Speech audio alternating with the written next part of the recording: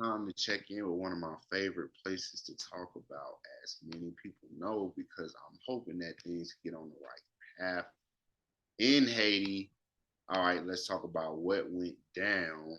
I'll take this story up to the top. It's gotta bear with me. Kamala was out there. Gotta bear with me because it is a thick one. We're gonna try and get to some, important parts of this story. Dozens of Haitian leaders fly to Jamaica for 3 days of talks, political negotiations. This is by Jacqueline Charles, updated on June 11th at 5:43 p.m. U.S.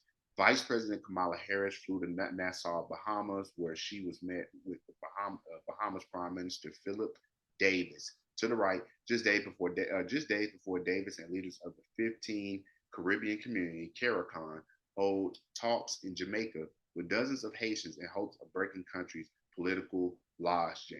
In Jamaica, Davis asked Haitians to keep an open mind. This photo is by Marion J. Thompson, Bahama Information Services. So let's dive right into it. This is out of Kingston, Jamaica. High stakes gathering and political leaders, Haitian political leaders, civil society personalities got underway in Sunday in Jamaica, with current and former Caribbean leaders calling on those present to approach the next few days of dialogue and negotiations with an open mind and a willingness to find compromise to their country's protracted political crisis. Let us commit to try and to keep on trying until we find a workable solution, said Bahama Prime Minister Philipdavis, who is currently chairman of the 15-member Caribbean community, Caricom. Failure equals more suffering and death. So failure cannot be an option. Let's keep an open mind and recognize that at this time of day, at the end of the day, you will find a solution. Because at the end of the day, this is, I'm saying, problems of Haiti need to be handled in Haiti by those who know exactly what the Haitian people want. But at this point, after the assassination of the president, so much unrest, there has to be talks of what are we going to do to push this thing forward, because just fighting is not going to help, because this effort comes nearly 2 years after the brazen assassination of Haitian President Jovenel Moise, and escalation in deadly violence that has forced more than 165,000 people from their homes, and the Haitian armed themselves with machetes to fight back. At the same time, Haiti is facing record hunger, a deadly cholera outbreak, and a worsening humanitarian crisis after recent floods and a 5.5 magnitude earthquake led to more death and destruction. So Haiti cannot catch a break on what's going on politically or what's going on physically to the actual land. The country has already, been in turmoil and gained violence before the president was assassinated July 7th of 2021. Here we are 2 years later. Since then, it's only got worse, and the assassination created a political vacuum. And in January, Haiti found itself with a lack of constitutional order after its remaining elected officials, 10 senators, left office.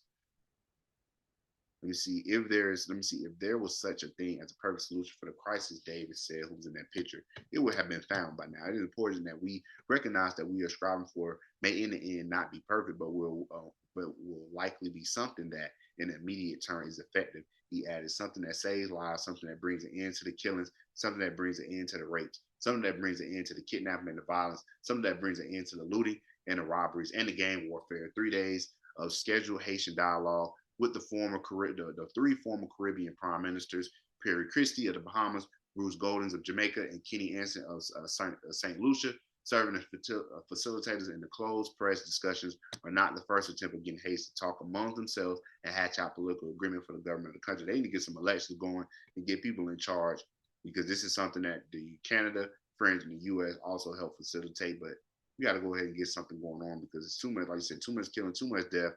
The possibility of Caricom succeeding where others have failed will depend on Haitians' ability to overcome their division and to agree on an ultimate goal to reach a broad political agreement to put the country back on the road to democracy by taking steps toward elections, or to oust Henry, as some here would like, and put in place a new transitional government. They need a new transitional government.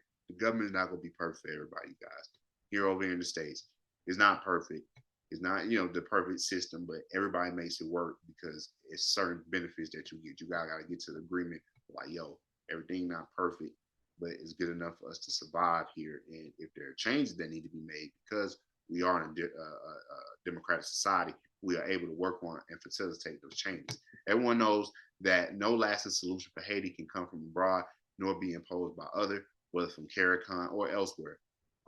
It is up to us Haitians to find amongst ourselves by our own means this common national project likely to unite us and rebirth this nation.